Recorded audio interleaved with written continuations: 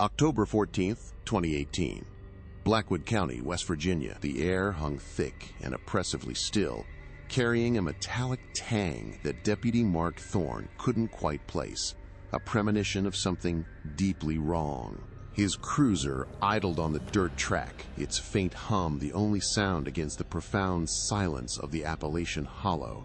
An anonymous tip, vague but insistent about children in distress, had led him here, to a ramshackle cabin barely clinging to the steep hillside. Its paint had long peeled, windows were boarded haphazardly, and the front door sagged precariously on a single, rusted hinge.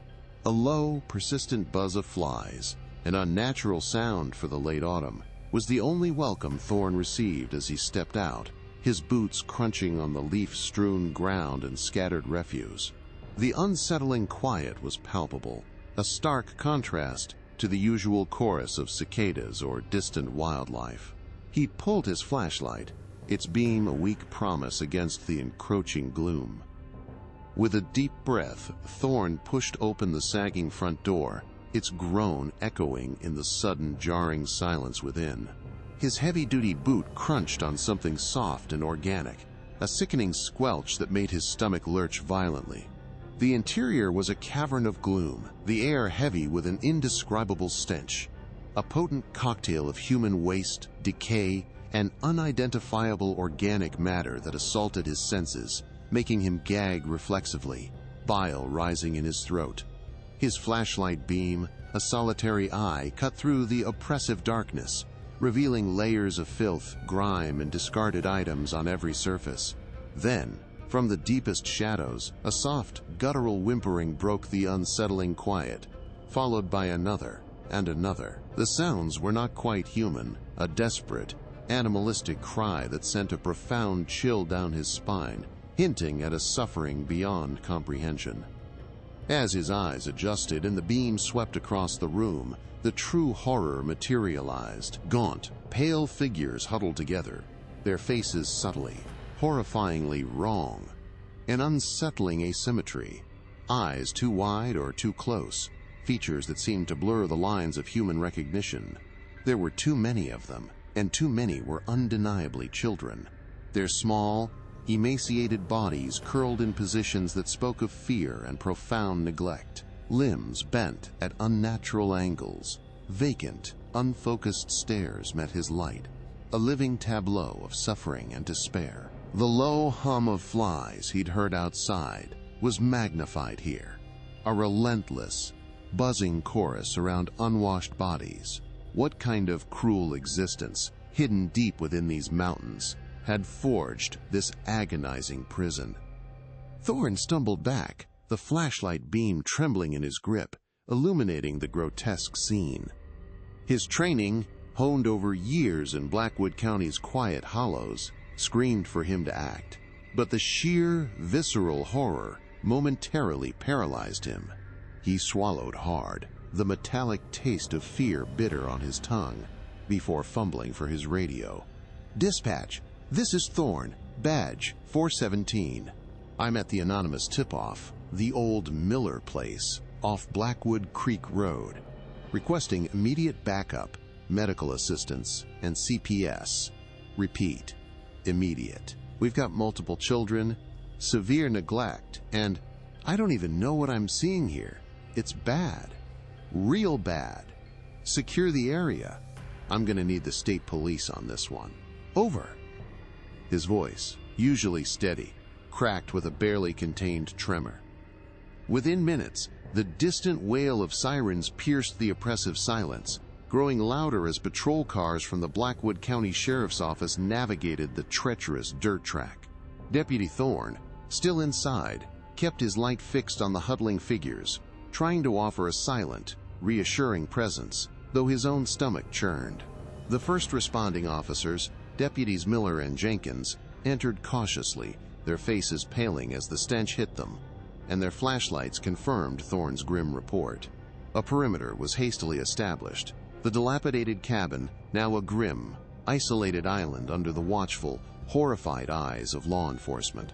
The air thickened, not just with the stench, but with a palpable sense of dread, a collective understanding that they had stumbled upon something deeply, unspeakably wrong, hidden in plain sight. As the sun dipped below the ridges, casting long, menacing shadows, the distinctive blue and gold cruiser of the West Virginia State Police pulled up, followed by an unmarked SUV. Detective Sarah Jensen, mid-30s, sharp and resolute, emerged, her gaze immediately assessing the scene. Beside her, Maria Rodriguez, a seasoned social worker from Child Protective Services, carried a heavy briefcase, her face a mask of professional concern, yet her eyes held a profound sadness. Jensen, a rural West Virginia native herself, understood the insular nature of these communities, but the reports coming over the radio had been disturbingly vague, hinting at a depravity she rarely encountered, even in her long career investigating abuse in the state's most remote regions. Approaching the cabin, the two women were met by Deputy Thorne, his face ashen, still visibly shaken. "Detective Jensen, Ms. Rodriguez," he began, his voice hoarse. I've never seen anything like it. The smell alone is enough.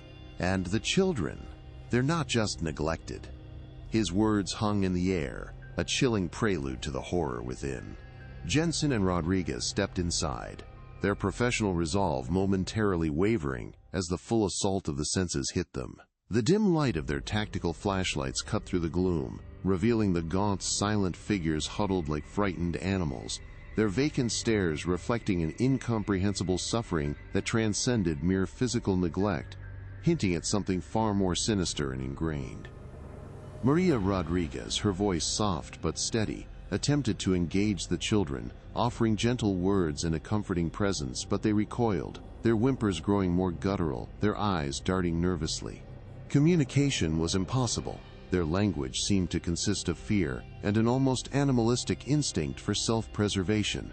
Detective Jensen, meanwhile, began to methodically document the squalor, her camera flashing, capturing images of unimaginable filth, crude bedding, and the emaciated bodies. She noted the unsettling physical characteristics, the subtle facial asymmetries, and the unnerving similarity in features among the many children, a pattern that immediately raised a cold, scientific alarm in her mind. Then, a gaunt older man, Jedediah Miller, emerged from the deepest shadows, his eyes burning with an unsettling intensity, his voice a low, raspy growl. "You ain't got no right here, outsiders," he rasped, his eyes fixed on Jensen. "This here's God's will, my family. We live by His word, not yours." His defiance was chilling, his unwavering conviction in his twisted ideology immediately apparent. The extraction became a painstaking process, requiring a tactical team to carefully remove the family members without further traumatizing the children or escalating Jedediah's resistance. Each child, each adult, was gently guided out into the cool night air, their fragile forms stark against the flashing emergency lights. The ambulances, dispatched from the nearest regional hospital, were soon on scene. Paramedics, accustomed to the raw realities of rural life, were visibly stunned by the condition of the Miller children. Their tiny, emaciated bodies bore the marks of severe malnourishment, chronic skin infections, and profound developmental delays. As they were loaded onto stretchers, their vacant eyes stared at the unfamiliar night sky, their whimpers growing fainter, swallowed by the hum of the ambulance engines. The journey to the hospital, a winding descent from the isolated hollow, felt like a passage from one reality into a terrifyingly different one, a stark transition from hidden suffering to the harsh glare of medical scrutiny. At the Blackwood County General Hospital, an emergency response team had been assembled. Doctors and nurses, many with years of experience in pediatric care, were utterly unprepared for the sight that greeted them. The sheer number of children, ranging from infants to teenagers, all exhibiting varying degrees of severe physical deformities, immediately created a sense of overwhelming shock. Nurses wept openly as they began the painstaking process of cleaning and examining the children, their professional detachment shattered by the raw, undeniable evidence of systemic, generational neglect and abuse that permeated every aspect of their young lives. The initial medical examination quickly revealed a horrifying litany of ailments, severe rickets, advanced dental decay, untreated infections, and chronic malnourishment. But it was the consistent, highly unusual physical abnormalities that truly alarmed the medical staff. Facial dysmorphia, limb anomalies, severe skeletal issues, and profound cognitive impairments were present in nearly every child.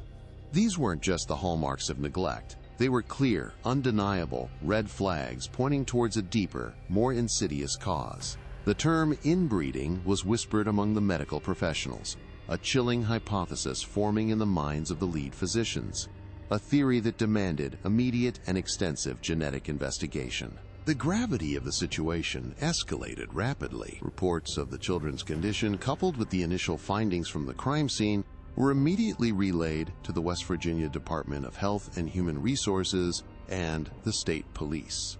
Detective Jensen and Maria Rodriguez understood that this was not merely a case of severe child neglect. It was a deeply complex investigation that would unravel generations of hidden suffering, defying conventional understanding and challenging the very fabric of justice.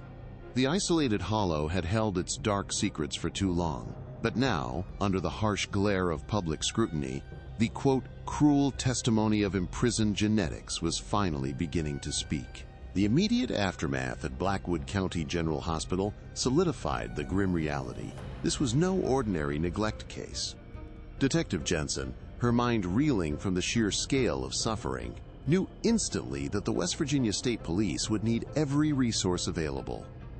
She initiated calls to the FBI's regional field office in Charleston, outlining the unprecedented nature of the discovery, the extreme isolation, the number of victims, and the unsettling physical characteristics.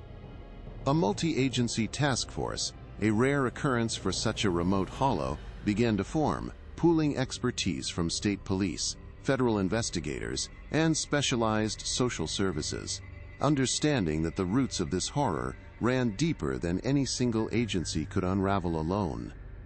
The first step was securing Jedediah Miller and the other adults, who were now being questioned, their defiance only fueling Jensen's resolve to expose the truth.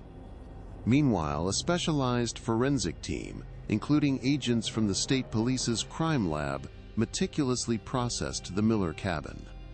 Every inch of the squalid structure was documented, from the crude, hand-drawn family records scrawled on animal hides and tattered paper to the disturbing collection of distorted religious texts that Jedediah had used to justify his twisted worldview.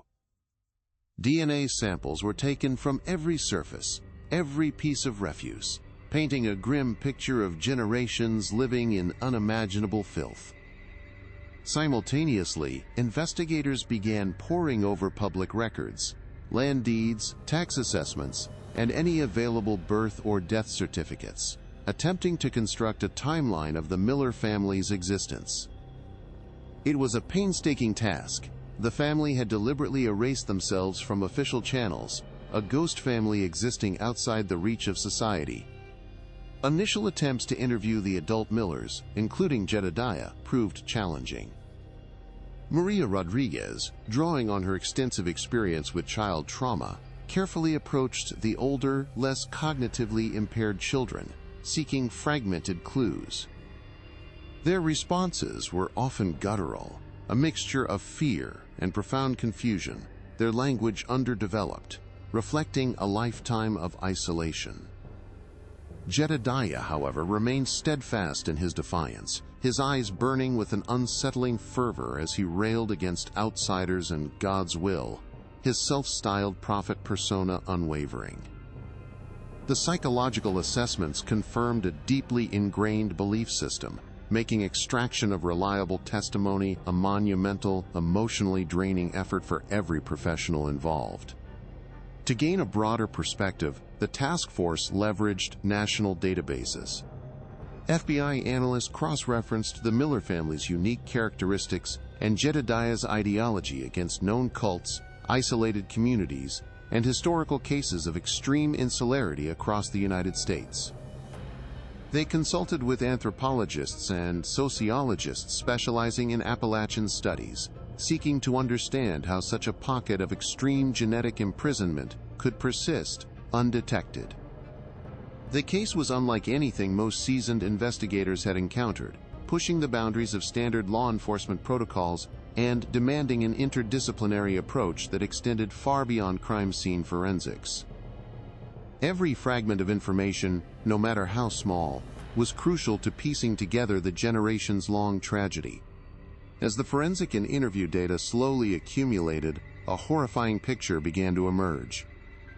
The sheer scale of consanguinity, hinted at by the children's profound genetic deformities, was confirmed by the initial analyses of the physical evidence from the cabin. This wasn't merely an isolated incident of neglect.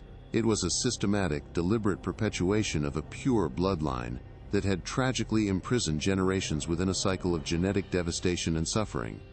Jedediah Miller's absolute control, maintained through fear and a warped interpretation of Scripture, had ensured the family's total isolation, allowing the, quote, cruel testimony of imprisoned genetics to unfold in the shadows of the Appalachian Mountains for far too long, now finally brought into the harsh light of justice. The immediate aftermath at Blackwood County General Hospital solidified the grim reality.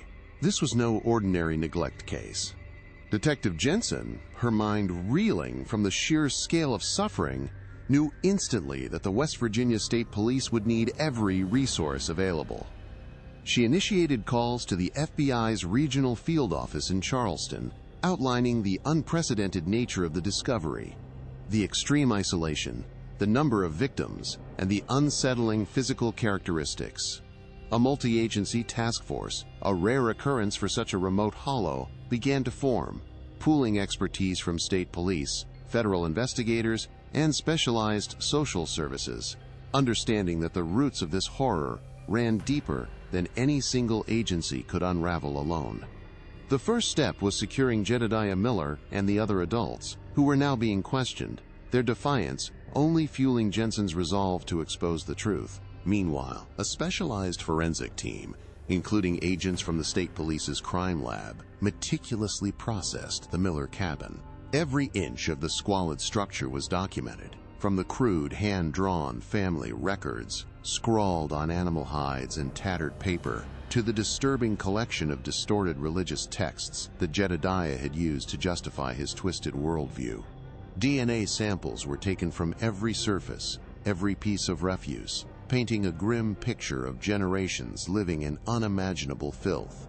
Simultaneously, investigators began poring over public records, land deeds, tax assessments, and any available birth or death certificates, attempting to construct a timeline of the Miller family's existence. It was a painstaking task. The family had deliberately erased themselves from official channels, a ghost family existing outside the reach of society. Initial attempts to interview the adult Millers, including Jedediah, proved challenging. Maria Rodriguez, drawing on her extensive experience with child trauma, carefully approached the older, less cognitively impaired children, seeking fragmented clues. Their responses were often guttural, a mixture of fear and profound confusion, their language underdeveloped, reflecting a lifetime of isolation.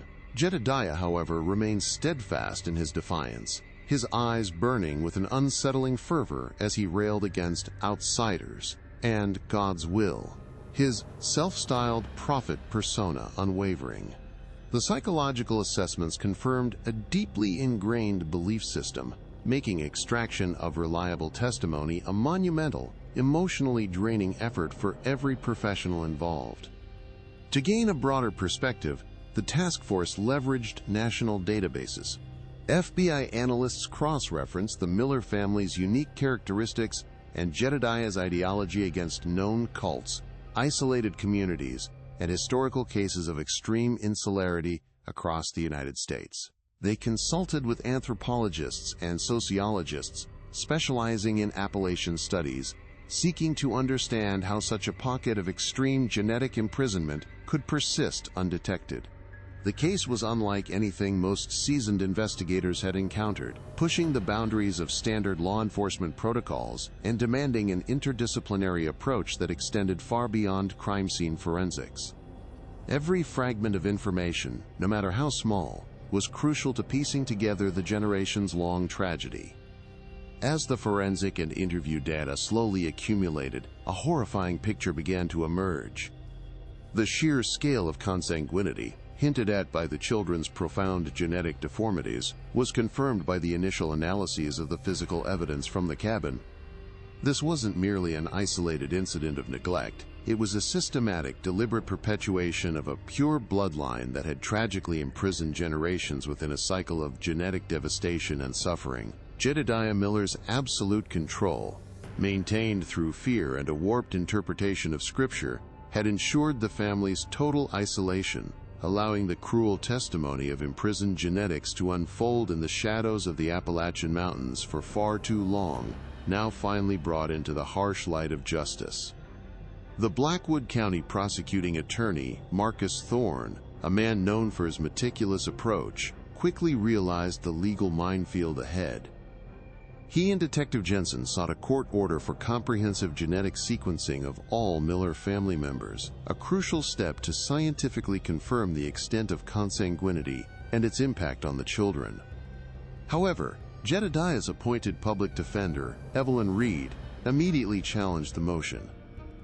Reed argued that such extensive genetic testing constituted an invasion of privacy, potentially violating religious freedoms, and that the prosecution lacked sufficient probable cause beyond speculation, given the lack of direct, coherent testimony from the children themselves.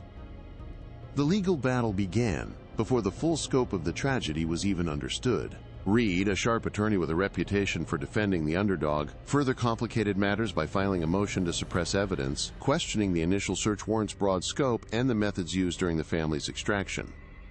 She painted Jedediah not as a perpetrator, but as a misunderstood patriarch of an insular, deeply religious family being unfairly persecuted by an intrusive government. This legal maneuver, coupled with Jedediah's unwavering, self-righteous defiance during initial interrogations, threatened to derail the investigation. The children's inability to communicate effectively, their trauma-induced silence, became a powerful weapon in the defense's arsenal, making it incredibly difficult to establish a direct chain of abuse through their own words. The legal wrangling created a significant, frustrating delay for Detective Jensen and Maria Rodriguez. Every day that passed without a clear path forward felt like an injustice to the children, who remained in specialized medical care, their future uncertain. Jensen understood that a conviction would hinge on irrefutable, objective evidence that transcended Jedediah's twisted ideology and the children's silence. The challenge was immense: how to prove systematic, generational abuse when the victims couldn't speak and the perpetrator cloaked his actions in a veil of twisted faith. The first obstacle was clear: overcoming the legal resistance and securing the scientific proof needed to truly expose the, quote, cruel testimony of imprisoned genetics. Even as legal battles raged, the relentless work of the forensic team at the Miller cabin began yielding critical new leads. Beyond the biological samples, investigators meticulously documented the crude hand-drawn family, quote, records discovered among the squalor. These weren't mere scribbles. They were a disturbing genealogical ledger, scrawled on animal hides and tattered paper, charting generations with recurring names and disturbing patterns of familial connections. When cross-referenced with initial medical observations of the children's physical anomalies, these primitive documents began to sketch a chilling picture of an intentional, deeply entrenched system. Simultaneously, the distorted religious texts Jedediah had amassed were analyzed, revealing specific passages heavily underlined and reinterpreted by him, overtly justifying his, quote, pure bloodline ideology and absolute control. This wasn't just neglect, it was a deliberate, generations-long social experiment unfolding in the shadows of Blackwood County. The breakthrough came not through legal coercion, but medical necessity. Dr. Eris Thorne, the renowned geneticist, presented an urgent plea to the court, arguing that comprehensive genetic sequencing wasn't merely for prosecution, but was absolutely critical for the immediate health and long-term care of the Miller children. Their severe, complex conditions demanded an understanding of the underlying genetic causes to properly diagnose and treat their unique ailments, from metabolic disorders to skeletal dysplasias. Public Defender Evelyn Reed, while still wary, could not reasonably oppose medical treatment essential for her clients' well-being. A limited, anonymized genetic analysis was granted, focusing on markers directly relevant to their health, but with the understanding that any findings indicating consanguinity could later be presented as evidence. This pivotal decision opened the door to the scientific truth. Dr. Thorne's initial genetic analysis, even in its limited scope, delivered a devastating confirmation. The children's DNA revealed an unprecedented level of consanguinity, far beyond what any medical professional had anticipated. Specific markers pointed to generations of inbreeding, resulting in the homozygous expression of multiple rare and severe recessive genetic disorders. These findings provided a clear, scientific explanation for the pervasive facial dysmorphia, the severe skeletal issues like rickets and limb anomalies, and the profound cognitive impairments observed across the Miller children. The data wasn't just statistical, it was a living testament to the catastrophic biological consequences of Jedediah's pure bloodline ideology. The medical team was left reeling, understanding that the suffering they witnessed wasn't merely neglect, but the irreversible genetic imprisonment of an entire family. The irrefutable genetic evidence dramatically shifted the legal landscape. Public Defender Evelyn Reed's arguments about privacy and religious freedom now seemed to falter against the stark scientific reality of the children's profound suffering. The findings provided Detective Jensen and Prosecutor Marcus Thorne with objective proof that transcended Jedediah's twisted ideology and the trauma-induced silence of the children. It established a concrete link between the family's practices and the children's devastating conditions, moving the case beyond mere speculation. This scientific leverage also began to erode the steadfast defiance of some of the other adult Millers, who, confronted with the undeniable truth of their children's genetic fate, started showing faint cracks in their loyalty to Jedediah, hinting at the possibility of future cooperation. Furthering the investigation, a dedicated team of genealogists and historical researchers, working in conjunction with the FBI's analytical unit, began piecing together the Miller family's elusive history. They painstakingly cross-referenced fragmented public records, old land deeds, and even obscure local historical society archives, attempting to trace the family's deliberate withdrawal from societal channels over generations. Satellite imagery and geographical analysis confirmed the cabin's extreme isolation, revealing a deliberate choice to remain hidden deep within the hollows, reinforcing Jedediah's narrative of self-imposed exile. This intricate data mapping, combined with forensic psychology profiles of cult leaders and isolated communities, began to construct a comprehensive timeline, illustrating not just the corpus of the Miller family's existence, but the corpus my and *y their cruel testimony had been allowed to fester for so long, undetected. The meticulous reconstruction of the Miller family's history took an unexpected turn when forensic anthropologists sifting through the crude documents from the cabin unearthed a chilling discovery. What initially appeared to be simple, rudimentary family records, scrawled on animal hides and brittle, yellowed paper, were in fact a meticulously maintained, albeit primitive, genealogical ledger. This wasn't merely a record of births and deaths. It contained recurring symbols, almost hieroglyphic in nature, and cryptic notations that, once deciphered by linguistic experts, revealed a deliberate, generation-spanning system for mate selection within the family. It detailed specific pairings, dates, and even a twisted form of blessings bestowed by Jedediah, indicating an intentional perpetuation of the, quote, pure bloodline ideology, far more systematic and controlled than initially imagined.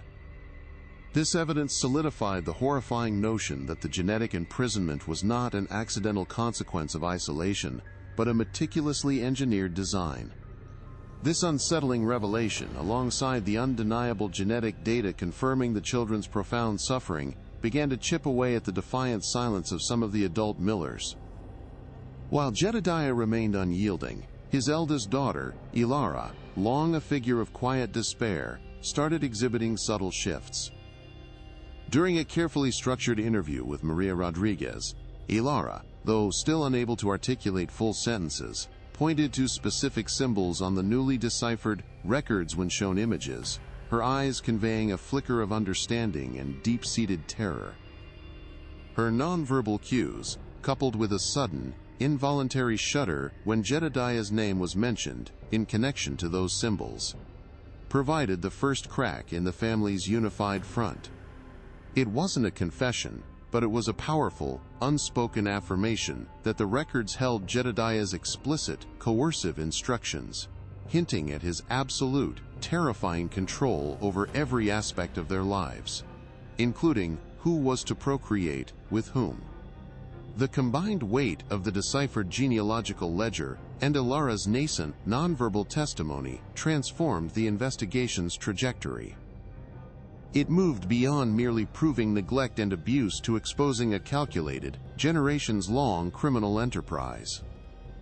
Prosecutor Marcus Thorne now possessed compelling evidence of Jedediah's premeditation and deliberate manipulation, elevating the potential charges to include human trafficking, sexual assault, and possibly even a form of criminal conspiracy to commit genetic harm. Detective Jensen understood this twist wasn't just about the past. It was about demonstrating Jedediah's active, ongoing role in orchestrating the family's genetic fate, effectively turning his pure bloodline ideology into a horrifying blueprint for suffering. This shift in understanding provided a stronger legal foundation, allowing the task force to pursue charges reflecting the true depth of Jedediah's culpability and the systematic nature of the Miller family's imprisonment. The revelation of the Miller family's unimaginable plight, fueled by the leaked genetic findings and initial police reports, detonated across national media outlets like a shockwave. Major networks, from CNN to Fox News, ran continuous coverage, their anchors grappling with the horrifying details of generational incest and the children's profound suffering. Public outrage surged, manifesting in trending hashtags like #JusticeForMillerKids and impassioned segments on morning shows, demanding swift, uncompromising action. Commentators debated the failures of social services and the insidious nature of extreme isolation, while ordinary Americans expressed a collective revulsion and a desperate plea for accountability. This unprecedented public scrutiny placed immense pressure on Blackwood County's legal system, transforming a local tragedy into a national scandal, with every subsequent development scrutinized under the harsh glare of a global spotlight. The gravity of the situation escalated beyond anything Detective Jensen or Prosecutor Thorne had ever experienced. Back in Blackwood County, the initial shock gave way to a potent cocktail of shame, denial, and furious indignation. Local residents, many of whom had lived alongside the Millers for decades without suspicion, grappled with the brutal truth of the hidden horror in their midst. Protests erupted outside the county courthouse, a growing crowd of concerned citizens holding signs demanding Jedediah Miller's immediate conviction. Whispers of vigilante justice circulated through online forums and local diners, reflecting a raw, visceral desire for retribution. Sheriff's deputies were deployed to manage the increasingly volatile crowds, while Blackwood County Prosecuting Attorney Marcus Thorne held emergency press conferences, appealing for calm and reiterating the commitment to due process, even as the weight of public expectation threatened to overwhelm the measured pace of the legal system. The fabric of the community, once tightly woven, began to fray under the strain of this agonizing revelation. Amidst the media frenzy and public outcry, Jedediah Miller, advised by his public defender Evelyn Reed, remained defiantly unyielding. Reed, strategically leveraging the First Amendment, began publicly framing Jedediah's actions as an exercise in religious freedom, a patriarch preserving his family's unique spiritual path against an overreaching government. This narrative, however twisted, found traction with a fringe network of anti-government and ultra-conservative religious groups who started to voice their support, further polarizing public opinion. The defense team, emboldened by this unexpected backing, filed new motions to suppress the genetic evidence, arguing it was obtained under duress and violated Jedediah's constitutional rights. For Detective Jensen and her team, this legal maneuvering was a calculated, frustrating delay, threatening to prolong the children's suffering and muddy the waters of clear culpability in the public eye. The heightened public passion and the emergence of Jedediah's fringe supporters necessitated an immediate, and drastic increase in security. Around the clock, armed deputies now guarded the Blackwood County Courthouse, while the medical facility housing the Miller children became a fortress, protecting them not only from the media, but also from potential threats. Detective Jensen, Maria Rodriguez, and Dr. Thorne, now prominent figures in the unfolding tragedy, received anonymous threats, their personal safety compromised by the intensity of the case. The investigation team found themselves navigating not just the intricate legal and scientific complexities, but also a dangerous landscape of public emotion and ideological extremism. Every step, every decision was now under unprecedented scrutiny, the stakes escalating daily, transforming a hidden horror into a perilous battle for justice, fought on multiple, increasingly dangerous fronts. The Blackwood County Courthouse buzzed with a tense, almost suffocating anticipation. Every seat was filled, media cameras strictly prohibited, but the air thick with their unseen presence. Jedediah Miller, gaunt but with that unsettling gleam in his eyes, took the stand in his own defense, his voice a surprising, gravelly baritone that commanded attention. He launched into a chilling, self-righteous sermon, painting himself as a persecuted patriarch, a man of God, preserving a quote-unquote pure bloodline against the corrupting influence of the outside world. His words were a twisted tapestry of scripture and defiance, claiming divine mandate for his actions and accusing the state of religious persecution.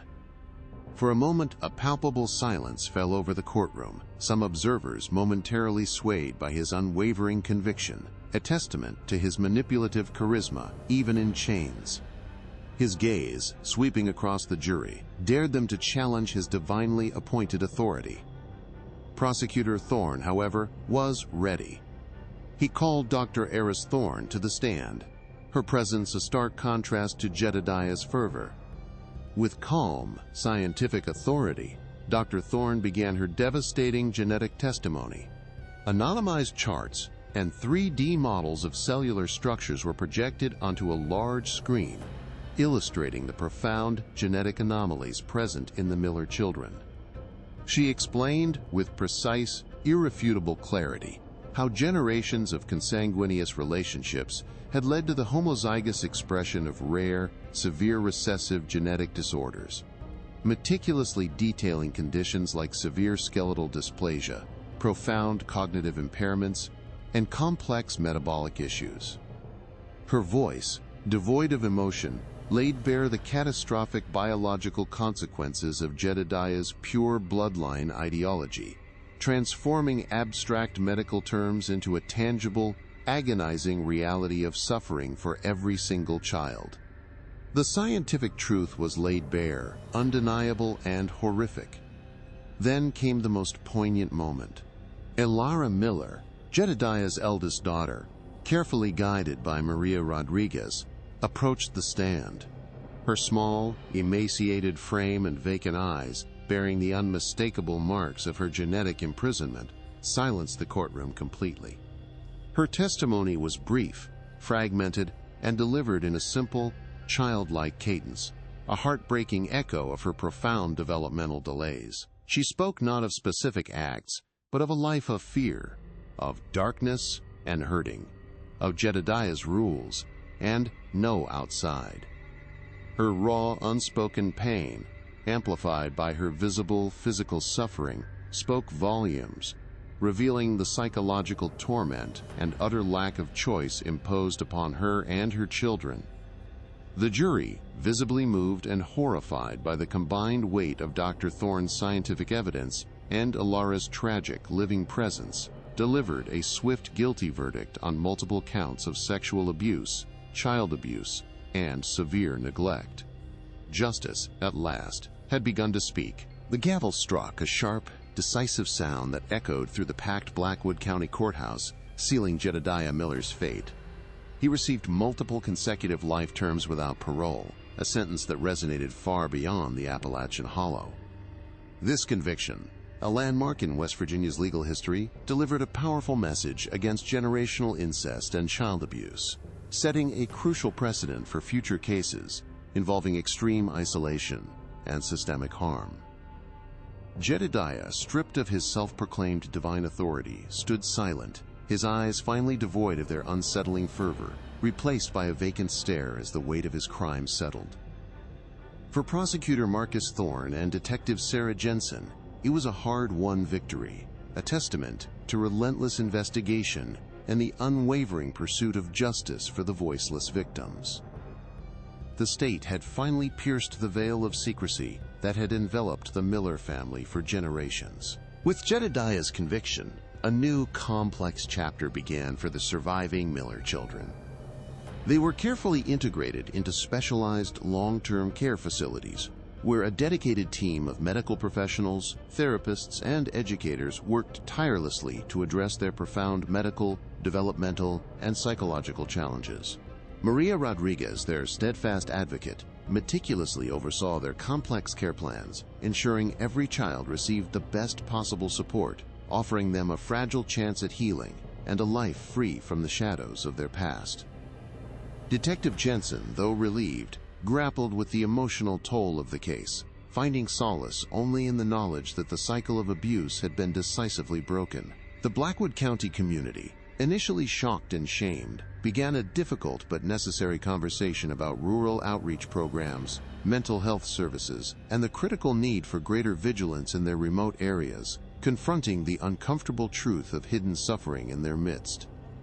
The Miller family story stands as a harrowing testament to the dangers of extreme isolation, the devastating impact of unchecked abuse, and the quote, cruel testimony of imprisoned genetics. It serves as a stark reminder for all American communities, particularly those in rural and underserved regions, of the critical need for robust social services, accessible health care, and vigilant community awareness. The journey from a hidden hollow to a national spotlight underscored the power of collective action and the resilience of those who fought to bring this multi-generational horror to light. The Miller children, though forever marked, now represent a beacon of hope for a future where no child is left behind in the shadows. If this powerful case has moved you, please like this video, subscribe to our channel for more in-depth investigations into hidden truths, and watch our next compelling story. It delves into another forgotten community brought to light, just as intense as this.